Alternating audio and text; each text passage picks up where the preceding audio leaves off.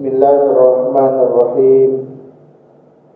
Alhamdulillahi Rabbil Alamin. Wa bihi nasta'inu ala umuri dunya waddin. Wassalatu wassalamu ala ashrafil anbiya'i wal mursalin wa ala alihi wa sahbihi ajma'in. Subhanaka la ilma lana illa ma 'allamtana innaka antal alimul hakim.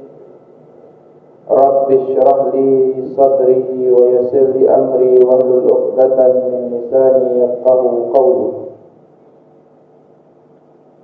Allahumma la sahla illa ma ja'altahu sahla wa anta taj'alul hazna idza syi'ta sahla. Alhamdulillahirabbil alamin. Tuan-tuan, puan-puan yang dirahmati Allah Subhanahu wa taala.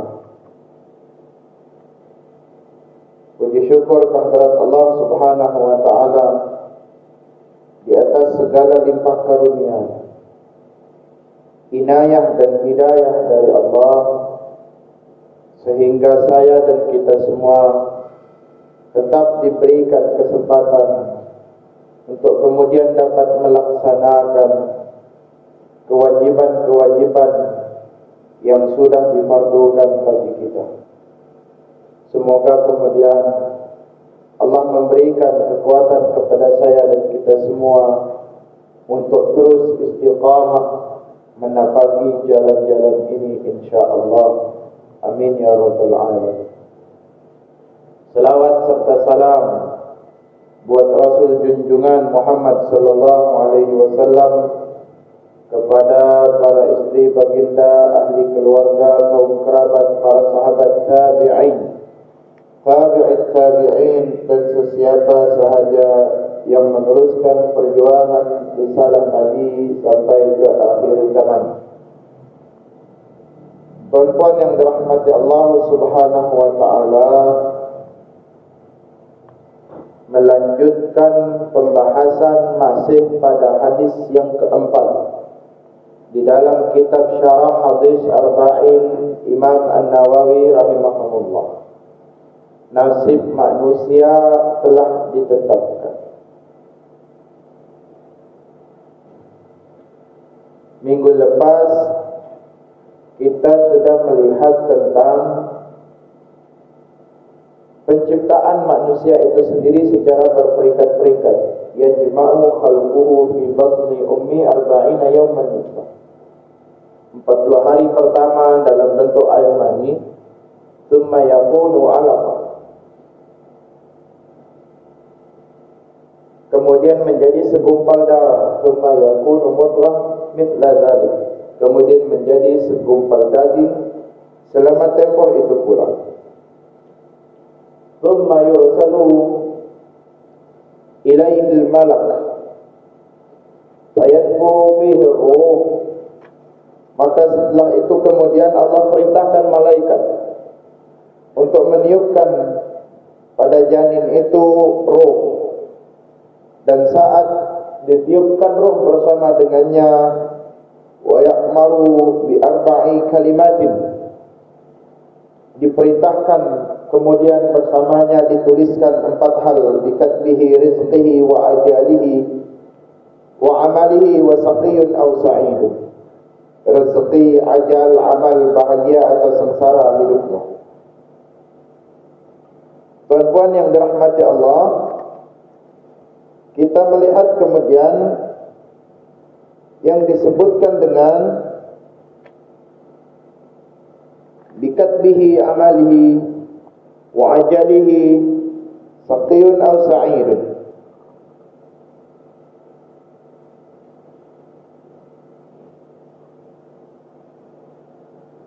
Perihal tentang takdir yang berupa rezeki, ajal, amal, bahagia ataukah sengsara dari setiap manusia sudah pun diketahui, dicatat, dikehendaki dan ditetapkan oleh Allah Subhanahu wa taala fi lauhil mahfuz, di satu tempat yang kemudian disebut Lauhul Mahfuz. Terkait tentang rezeki, sekalipun kemudian sudah ditetapkan oleh Allah kadarnya, jumlahnya, tidak kemudian berarti kita tidak perlu berusaha untuk bekerja.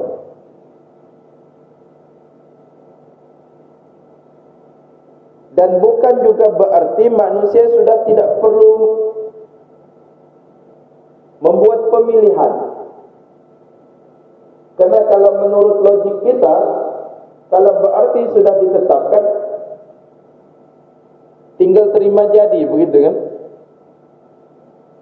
Sekalipun kemudian rezeki itu sudah ditetapkan oleh Allah, bukan berarti kita duduk diam saja. Sehingga kemudian para ulama membahas bab ini, rezeki itu harus dijemput. Ternyata kemudian Allah takdirkan rezeki saya dibuka. Contoh ya. Dan saya tahu rezeki saya di muka, tapi saya duduk aja di oyak, tidak gerak kemana-mana. Kira-kira rezeki itu datang tak ke saya? Tidak mungkin yang datang bergolek begitu saja. Maka ada proses penjemputan rezeki. Perhatikan tuan-puan, tawakal kawanan burung terhadap rezeki yang sudah Allah tetapkan pada diri. Tuan-tuan perhatikan, kalau rumah dekat tepi sungai itu, petang-petang dekat nak maghrib itu pasti pulang bangau. Tahu bangau, putih bulunya. Kalau pink itu bukan bangau, flamingo. Yang besok sebelum matahari terbit dan cahayanya menerangi alam, bangau yang sama kemudian keluar dari sarangnya.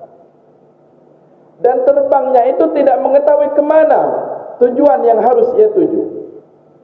Tetapi bangau yakin bahawa dia harus terbang kemanapun tujuannya, dan ia yakin di sana ada rezekinya. Begitu pulang petang hari ke sarang, ia pulang dengan perut kenyang.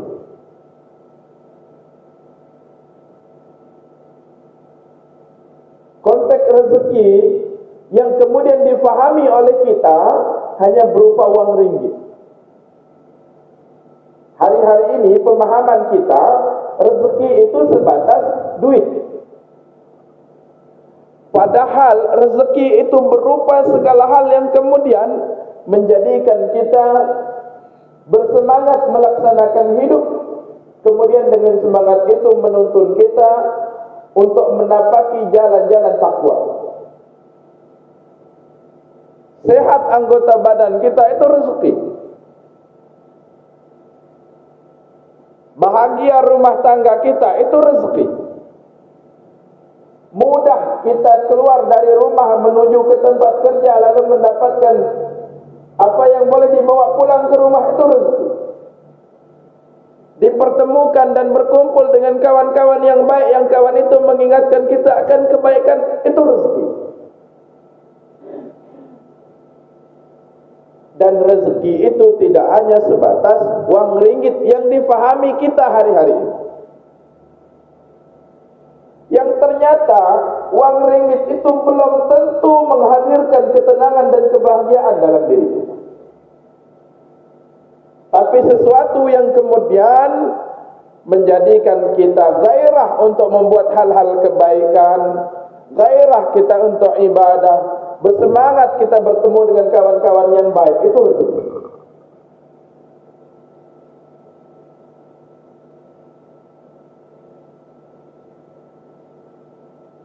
Berarti rezeki harus diusahakan. Kita nak makan roti canai, contoh. Kita tahu di kafe Ayahanda Haji Nawaf itu ada jual canai. Tapi kita tak gerak, duduk aja di surau. Minum kat betul tang yuk zikir ustaz.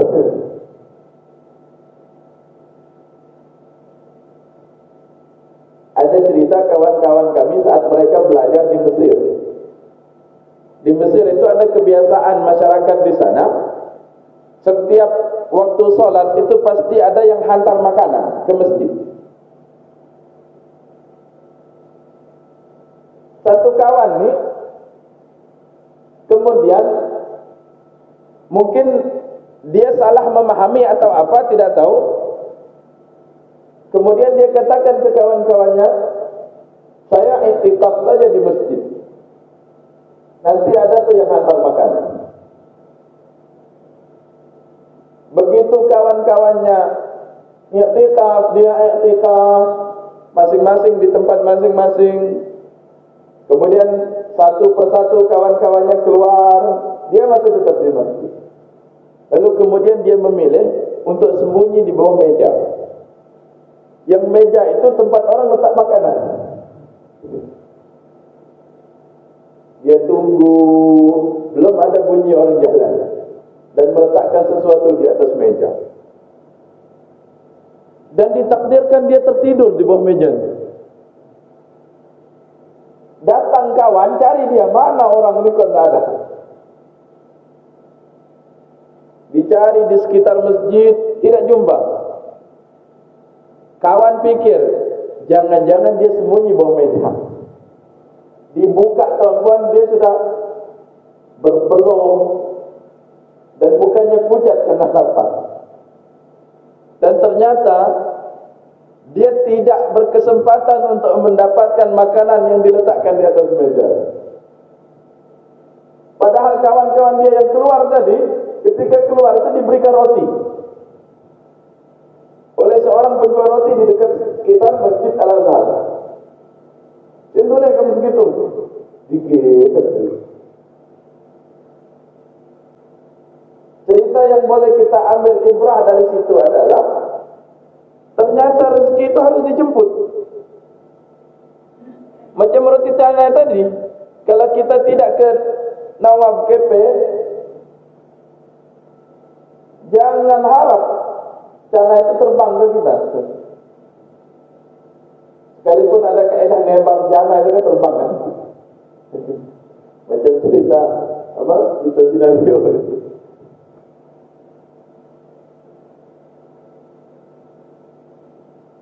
Dan rezeki itu pelbagai, tuan-tuan. Contoh, air yang ada di hadapan saya,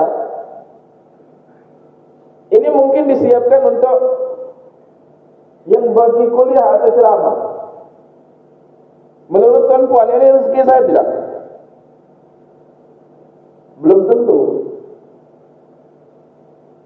Karena rezeki itu belum lalu sini saja. Begitu kemudian saya bagi ini ke Cikgu Zahir. Apakah ini sudah rezeki Cikgu Zahir? Belum tentu. Sebab dia ingat hitang Cikgu Zahir. Begitu pulang dibawa Cikgu Zahir ke rumah, diminum anaknya yang bungsu. Ternyata ini rezeki putri bungsunya, tapi datang melalui saya dan Cikgu Zahir. Prosesnya begitu. Sama macam kita nak makan ikan, tak mungkin kita ke laut kan? Lalu ya penerbangnya. Tapi Allah datangkan rezeki itu melalui orang. Dan kita nak dapatkan ikan itu harus ke market. Supaya ikannya ada, cek Facebook. Buka muka. Kredit by Liquidi, contohlah. Saya nak tahu ikan tu banyak di mana, saya cek dulu. Oh, ada gambar. Tapi kadang gambar yang semalam tu di-upload lagi.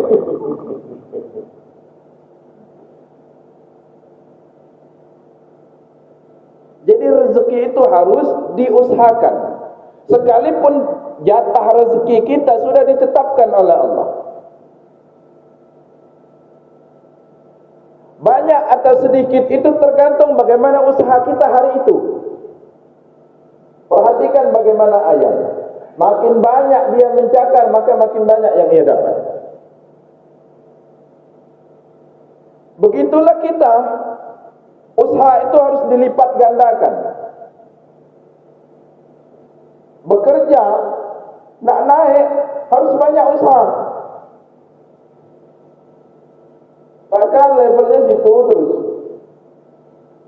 pencet. Bukan itu.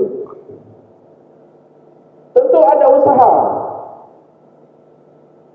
Dan usaha itu bagian daripada ikhtiar penjemputan rezeki. Kemudian Nabi menyebutkan rezeki itu juga, kemudian para ulama menyamakan sama juga dengan halnya jodoh. Nah, itu bahaya tuh.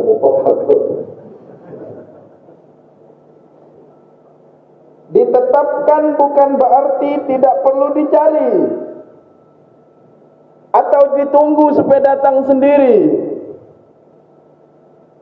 Kita nak tangkap burung mesti bang ni bang. Tapi saya punya teknik sendiri bang. Mana ini mana gadung mana tegih ya. Berpinjai. Saya dulu pernah ikut orang tangkap burung tu, diletakkan getah, nanti letak di pohon. Itu kan nak dapat burung, dan dia tidak terbang ke kita. Kalau burung terbang menyerah diri itu 1 dalam 1000. Kecuali burungnya jinak lah, memang kita pelihara. Itu datang.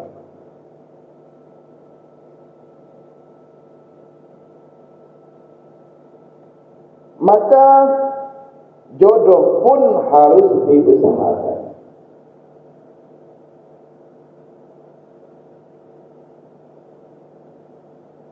Lelaki yang belum bertemu jodohnya dinasihatkan kemudian untuk berikhtiar dan berusaha mencari seorang istri yang kemudian tidak hanya ia nikahi, kemudian menjadi teman tidurnya di malam hari, tetapi perempuan itu haruslah boleh menepati ciri-ciri seorang perempuan salehah. Yang kemudian perempuan salehah itu diharapkan mampu menjadikan dirinya al-madrasatul ula, sekolah pertama bagi anak-anaknya. Karena kalau dapat istri salehah, ad-dunya mata', dunia itu ada perhiasannya. Khairul mata' al-mar'atul salihah. Dan sebaik-baik perhiasan itu adalah istri yang saleh. Bagaimana doanya? Kemarin dah cerita. Tapi doa itu memaksa sekali. Jangan diamalkan ya. Bahkan demikian juga musibah. Seseorang boleh berusaha menyelamatkan dirinya dari musibah itu.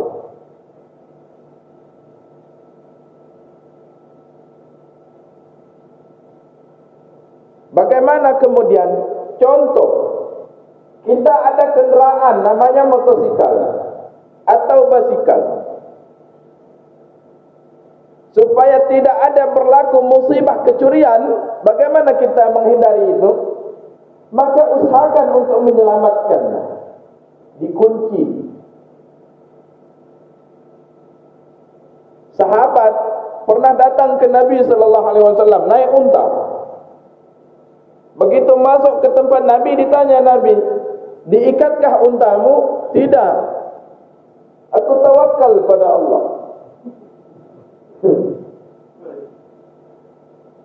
Itu tawakalnya kosong. Kata Nabi, "Gue juga luar, baik dia belum takkan." Dilihat di luar juga ya, gitu. Salah konsep. Maka dalam musibah kita diingatkan kemudian, usahakan kemudian untuk bagaimana menyelamatkan. Kita ada kebun. Tapi saya dulu lihat nenek saya, dia ada kebun tuan-tuan. Saya panggil pagarnya tu pagar Abu Nawas. Karena pintu masuk aja di pagar, kiri kanan depan belakang tu tak ada pagar.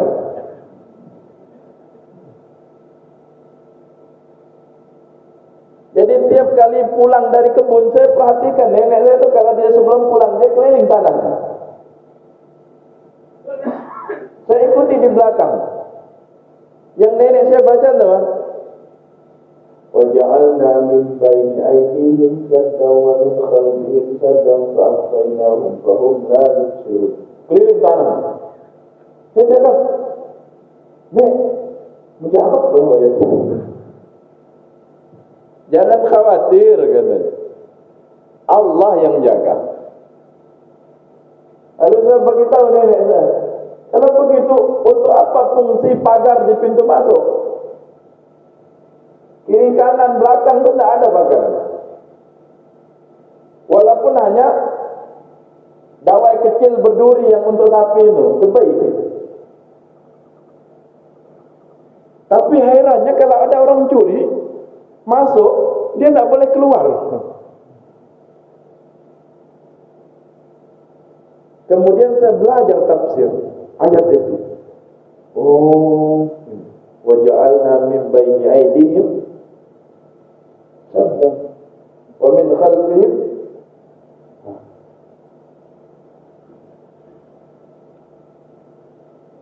Lalu nenek saya cakap, itu ilmu perabot, katanya. Apa boleh begitu? Jangan dulu. Kita yakin ke ayatnya apa yakinkan ke punya ayat? Tentu yang ke punya ayat. Tapi jangan juga kosong. Mesti nasi pagar. Ternyata kebun sebelah ada pelihara sapi. Habis makannya. Maka ada kemudian usaha untuk menjadikan kita selamat dari satu musibah. Basikal supaya tidak hilang, kunci. Dah kunci Ustaz. Pengalaman kami, Ustaz Ashraf waktu di Indonesia, pagar rumah kunci, basikal kunci, pakai rantai kan? Dan rantai itu diklipkan ke pagar. Bangun esok nak turun kelas ke kampus, tinggal kunci. Buka basikal. Basikal bukan murah beli teman, 3 juta. Punya Ustaz Ashraf 4.700.000. Saya paling kaya agak muka, terbaik bawa basikal 4 juta. Jangan sebut rupiahnya, malu lah. Saya baru nak sombong dikit lah. Nihau. Jangan katakan basikal. Pulang dari kelas pukul 11 pagi, nak turun lagi nanti pukul 2. Kasut tu dijemur di luar. Pintu dibuka, kita di dapur. Toleh sekejap hilang dah tu kasut. Belum mungkin belum mengunci kasut. Artinya kita nak keluar rumah, kunci rumah kita. Itu ikhtiar supaya selamat dari musibah. Kita nak tinggalkan kenderaan kita, kunci. Kalaupun kemudian hilang, itu urusan kedua. Tapi kita sudah berusaha untuk menyelamatkan diri kita dari sebuah musibah.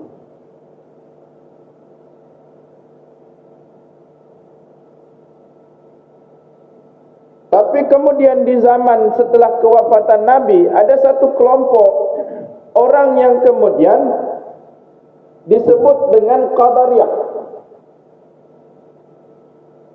dengan menyatakan bahwa itu takdir yang sudah ditetapkan baginya.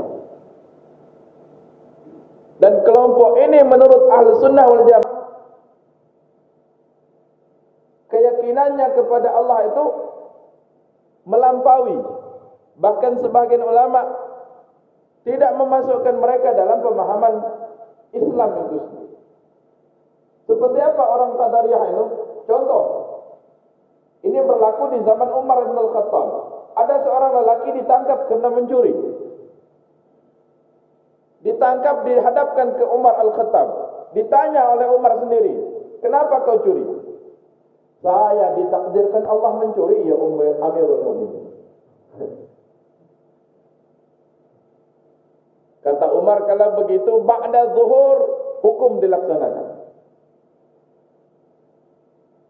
Begitu dibawa ke tempat hukuman, Umar kata, aku potong tanganmu. Ya Amirul Mukminin, kenapa kau potong tanganku? Karena aku ditakdirkan oleh Allah untuk memotong tanganku. Salah. Jadi kita itu tidak boleh berkata demikian menurut para ulama. Yang kemudian hanya menyalahkan takdir atau pasrah terhadap takdir. Minau kau miskin, memang takdir kau miskin.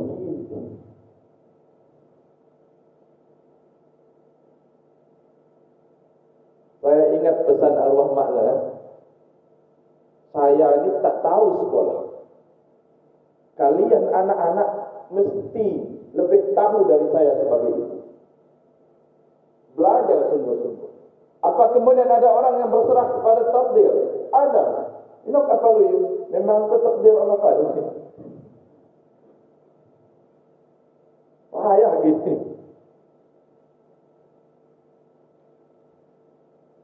Sekalipun kemudian hari ini Qadariyah itu tidak tampil secara zahir. Tidak tahu kita dia itu orang Qadariyah atau tidak. Tapi pemahaman berserah kepada takdir dan menyalahkan takdir itu masih ada. Sekalipun tidak ada di tempat kita. Manusia tidak mengetahui takdir yang ditetapkan untuknya, sehingga manusia tetap harus ada usaha dan amal. Tidak boleh ia hanya sekadar pasrah kepada takdir. Maka ketika ada sahabat menerima hadis dari Nabi, man qala la ilaha illallah dakhalal jannah, kata Nabi, jangan sebarkan dulu hadis ini. Saat itu Nabi masih hidup. Nabi larang sahabat supaya sampaikan hadis ini kepada orang awam. Man qala la ilaha illallah la tusyriku bihi syai'an. Siapa yang mengatakan la ilaha illallah, tidak ia sekutukan Allah dengan satu pun, mati dia masuk surga. Lalu Nabi larang sahabat, jangan sebarkan hadis ini. Sahabat tanya, kenapa? Karena aku khawatir, kata Nabi, ada di kalangan umatku yang hanya mengandalkan la ilaha illallah untuk masuk surga.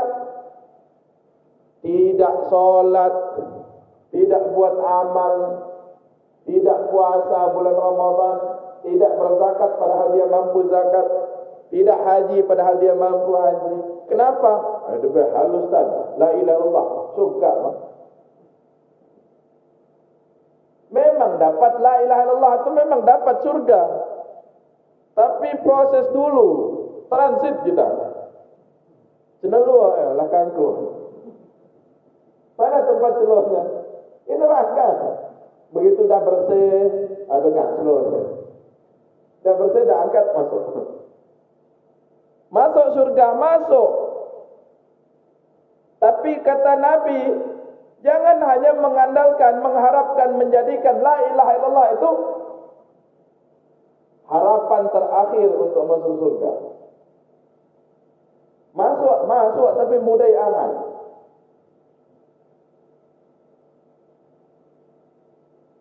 Maka tidak boleh hanya sekadar berserah pada takdir itu. Harus ada amal, ada usaha. Amalan merupakan sebab seseorang untuk masuk surga.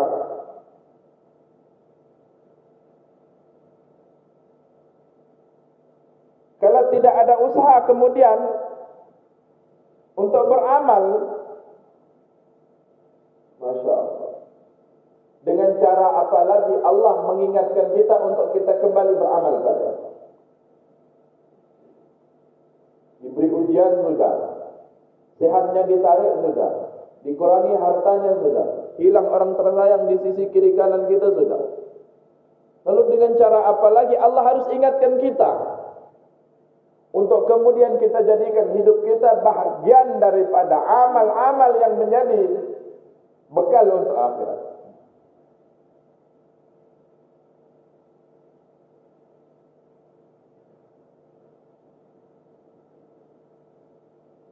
Kemudian bahagia ataukah sengsara itu tergantung dari amal akhir seseorang itu seperti apa.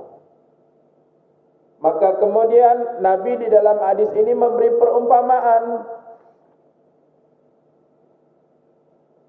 Inna ahadakum la ya'malu bi amali ahlil jannah. Ini penentu kata Nabi, bahagia atau sengsara hidup seseorang. Ada orang yang beramal dengan amalan penduduk syurga menurut pandangan manusia, namun akhir hidupnya adalah ia berperilaku amalan ahli neraka. Lalu ia mati dalam keadaan su'ul khatimah. Ada juga manusia yang dihinakan oleh manusia karena perilakunya, karena dosa-dosanya yang banyak. Namun Allah kemudian tutup hidupnya dengan taubat, sehingga kemudian ia mati dalam keadaan husnul khatimah. Minggu lepas kita sudah cerita bagaimana ada seorang pemuda yang dosanya luar biasa dan pernah membunuh 99 orang, bahkan sampai genap 100. Ternyata taubatnya diterima oleh Allah, lalu ia masuk. Maka ketika kita melihat ada kawan kita, ada saudara kita, ada jiran kita, ada orang-orang di dekat sekitar kita yang kemudian tidak baik perilakunya, maka perhatikan dan lihat orang itu dengan pandangan rahmat. Jangan dengan pandangan menghukum. Belum tentu kita yang hari ini hadir di Masjid Surau yang kita merasakan baik atau baik.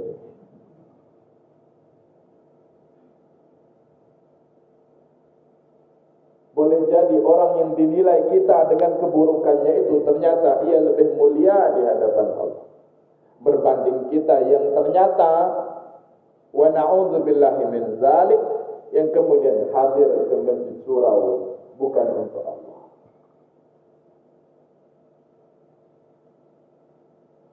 Sehingga di dalam riwayat lain Nabi bercerita ada beberapa orang yang nanti di hari akhir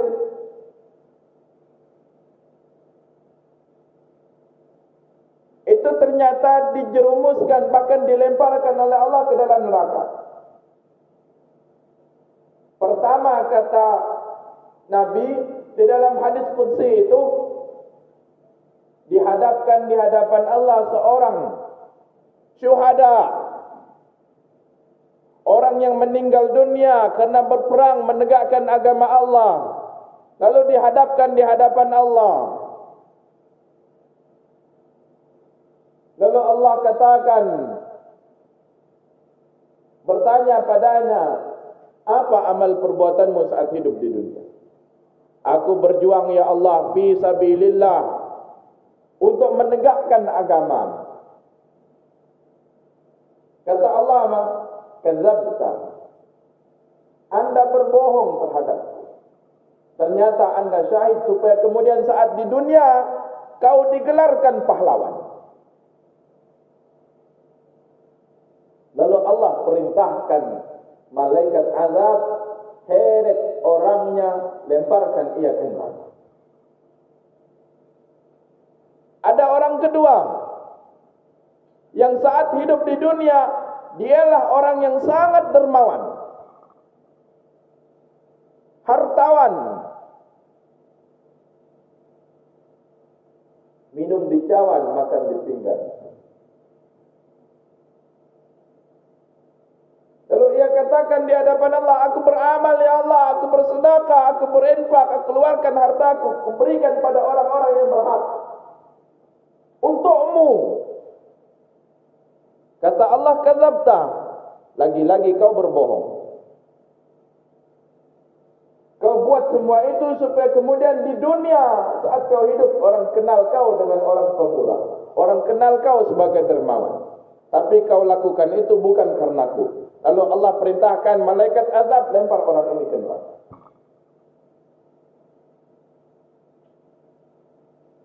Lalu dihadapkan orang ketiga yang disebutkan di dalam hadis qudsi ini, dia itu qari.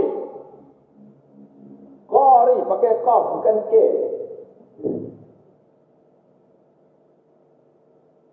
Yang bacaan Qur'annya bagus. Yang kalau dia ngaji burung terbang tu jatuh. Bagus dari kita lah.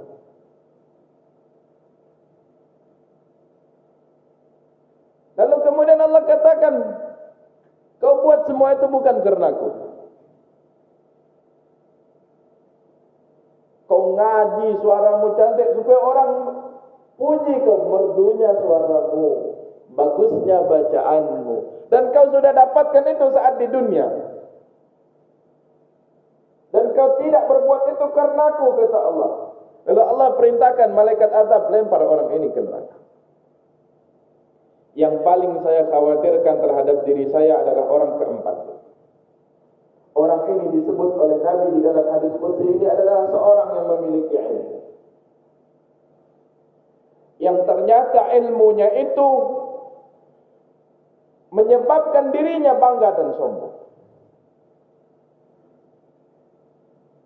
Yang dengan ilmunya ia gunakan untuk berdebat dengan orang-orang bodoh. Yang dengan ilmunya ia gunakan untuk melawan para ulama. Dan ia ingin dikenal alim. Kata Allah, kau sudah dapatkan semua itu saat kau hidup di dunia.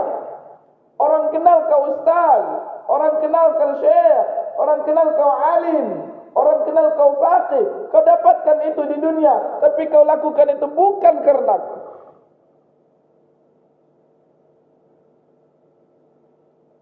Allah perintahkan malaikat azab, heret orang ini, lemparkan ke neraka. Tuan-puan, hikmah dari hadis ini adalah apapun pekerjaan kita, bagaimanapun kedudukan kita, jangan pernah menomorduakan Allah. Artinya dalam kita ibadah nomor satukan Allah, dalam kita mengajar nomor satukan Allah, dalam kita berniaga nomor satukan Allah, dalam kita menguruskan sesuatu yang kemudian menjadi urusan umat, jadikan Allah yang pertama. Moga dengan itu kemudian kita tidak tergolong dalam golongan orang-orang akhir ini tadi, yang dulu amal saat hidupnya dia orang baik menurut kita manusia, syahid dia di jalan Allah, bagus bacaan Qur'annya, alim orangnya, dermawan orangnya, ternyata itu dinilai oleh kita. Kata Allah, itu belum penentu bahagia atas sengsara hidupnya. Bagaimana penutup hidupnya yang itu jadi penentu? Tuan-tuan yang dirahmati Allah, kemudian untuk meraih husnul khatimah ada cara yang boleh ditempuh oleh kita menurut para ulama. Pertama, perbanyakkan doa dan pada siang dan malam hari. Di antaranya doa yang dipanjatkan adalah ya muqallibal qulub, tsabbit qalbi ala dinik. Wahai Tuhanku yang maha membolak-balikkan hati, teguhkan hatiku pada agama. Yang kedua, perbanyakkan amalan ketaatan, dan setiap amalan ketaatan akan mewariskan amalan ketaatan selanjutnya. Inilah yang kemudian oleh para ulama dijelaskan, yang disebut ikhlas itu adalah begitu kita beramal, ternyata amal itu mendorong kita untuk berbuat amal yang berikutnya. Itu ikhlas. Amal yang kemudian dengan amal ini membolehkan kita untuk melakukan amal yang berikutnya. Yang ketiga, menjauhkan diri dari kemunafikan. Ada beberapa ciri-ciri orang munafik kata Nabi sallallahu alaihi wasallam. Pertama, saat ia bicara ia dusta. Diberi amanah ia khianat. Saat berjanji ia ingkar. Supaya kemudian kita bermohon pada Allah tidak ada sifat-sifat ini pada diri kita. InsyaAllah amin ya rabbal alamin. Apakah kemudian kita bahagia ataukah sengsara kelak di akhirat? Sudah diketahui dalam takdir. Cuman bagaimana kemudian saat hidup di dunia kita menjadikan amal-amal kita, hidup kita bahagia daripada hal yang menyebabkan kita nanti tersenyum lebar di hadapan Allah saat nanti di akhirat. Kita mohon pada Allah semoga kemudian kita semuanya menjadi orang-orang yang berbahagia di dunia dan di akhirat. InsyaAllah. Amin ya rabbal alamin. Kurang lebihnya mohon maaf. Demikian yang boleh kita sama-sama kongsikan malam hari ini di dalam membahas hadis nomor 4 dari kitab Syarah Arba'in An-Nawawi. InsyaAllah minggu depan kita masuk hadis yang nomor 5, bicara tentang bid'ah. Semoga dipertemukan oleh Allah dalam kesempatan berikutnya dalam keadaan sehat walafiat. Kurang lebihnya mohon maaf. Kita tutup dengan membaca kafaratul majlis dan suratul asri. Subhanakallahumma wa bihamdika asyhadu an la ilaha illa anta astaghfiruka wa atubu ilaik. Bismillahirrahmanirrahim. Wal asri innal insana lafi khusrin illa alladziina amanu wa 'amilus shalihaati wa tawassaw bil haqqi wa tawassaw bis sabri. Wallahu wal muwaffiq ila aqwamit thariq. Assalamu alaikum warahmatullahi wabarakatuh.